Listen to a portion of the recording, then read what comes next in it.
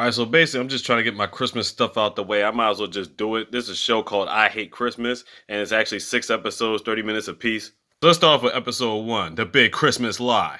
So we got this lady by the name of Gena, and she hates Christmas. You know why she hates Christmas? Well, let's just start off with her and her friends, right? She's got a friend, she got a sister, and they all just get together and do things. Then the force is picking up stuff that all of a sudden they find mistletoe. All her friends are fighting over it with the exception of Jenna. She's just sitting there laughing at them. Because apparently she has a fulfilling life. Now they crack on her because she hasn't had sex in forever. Apparently she was messing with some dude named Fransico, and they broke up like 3 years ago. So she gets together with family a little bit, but then she's getting annoyed. She's thinking about getting things together and get ready for Christmas, which is about another 24 days. So she hops on a ferry, and the only thing she really enjoys when it gets around this time of year is working at the hospital. And she enjoys her job very much there. I mean, she can't be bothered with Christmas so much that every time Christmas goes around, she ends up doing a double shift at the hospital. So she goes to talk to her dad, but her dad makes her feel normal all the time. You know what I'm saying? She thinks she's weird. Later on, she meets up with the church with her sister, so her sister can watch her daughter sing. Then all of a sudden, she just hides out the blue. Like, what's she hiding for? All of a sudden, the dude Francisco pops up. He's like, if you see Jenna, tell her I said hi and all that other stuff. I guess he just came to see the kids sing or whatnot.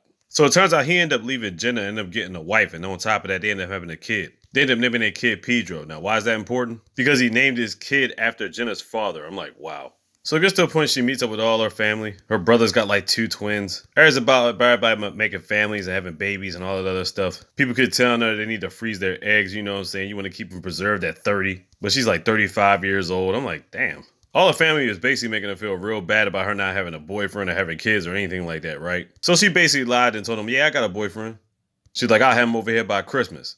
So basically, that's one of the big reasons why she hates Christmas. So then we get this scene where she meets up with her sister and her go-home girls or whatever. And they gotta come up with a plan for her to find a boyfriend before Christmas. Then all of a sudden, this supposedly sexy guy comes in after a fire breaks out. He puts out the fire with his shirt. He's got muscles and they all just staring at him and shit. So then it gets to a point where the homegirl sets her up to work in his kitchen. Now, why is it a setup? Because she's the only female working in there with like 30 or 40 different men. So while she's in there, she's working with different people. And she's talking about all these different scenarios when it comes to like relationships and stuff like that. And it gets to a point where she's got to put out a fire and she's just frustrated with the whole thing. The conversations had between the people were hilarious. So she's sitting outside just frustrated as hell. Then one of the guys comes out to class asking for a light because he got trying to smoke. Then she's like pouring her heart out to this guy because she's just fed up with the whole situation. And he makes her feel as comfortable as possible. Now it's weird, it turns out this guy's name is actually Nicola.